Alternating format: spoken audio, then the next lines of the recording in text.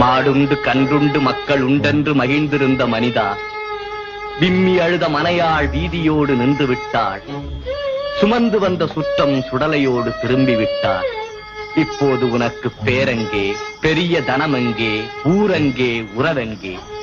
நீ எரிந்து விட்ட சாம்பல். இருந்தபோது சிம்மாசனம், இறந்த பிறகும் ஒரு மேடையா? முடிசார்ந்த மன்னரும் முடிவில் ஒரு பிடி சாம்பலாவார்.